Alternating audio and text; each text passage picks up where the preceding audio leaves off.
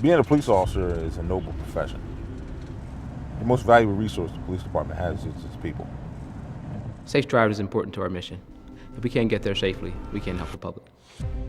Too many times, officers have been killed in the line of duty where the incident involved the operation of a vehicle. 14 out of the last 15 years, the #1 cause of death for officers has been traffic crashes. Aside from our firearm, the police cruiser that we drive in every day is one of the most dangerous weapons that we have. The day she graduated, she was so excited. She was beyond happy. The only other day that she was that happy, or maybe even a little bit more, she went down to Troop 5 and she got her car and she brought the car home and parked it in the driveway. That's when she knew she was a full-fledged state trooper. We are the ones that enforce traffic laws and criminal laws. The general public sees the way that you drive and assumes that that is the best way to drive. And so we have no excuse as the reason why we're not obeying traffic laws and driving safely, because that's something that we're sworn to actually enforce.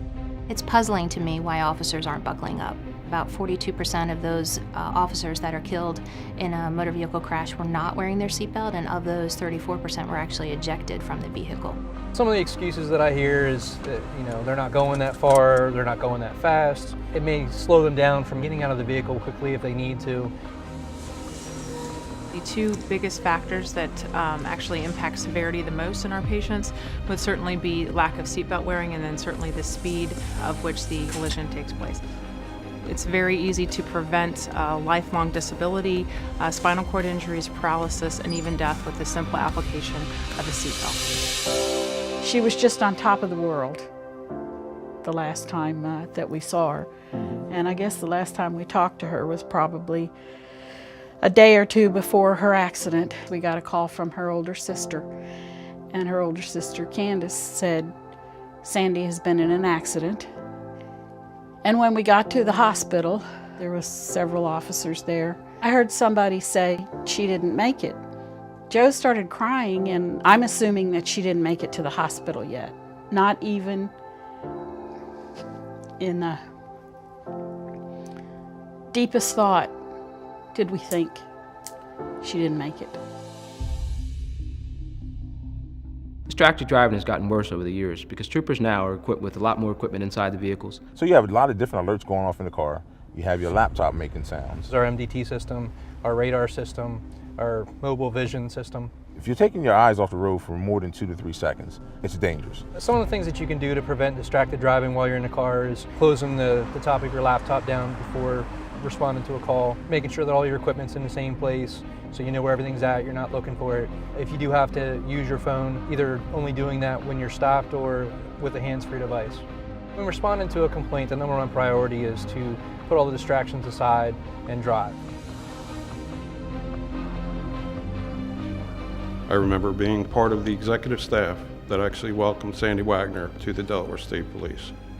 Sandy Wagner was killed on the 3rd day of her solo patrol duties. She was working a radar operation. She apparently picked up a speeder going the opposite way. Coming towards her. And pulled off to the side of the road. And when she turned right in front of the tractor trailer. The tractor driver thought that she was going to let him go by and then turn, but at the last second she turned.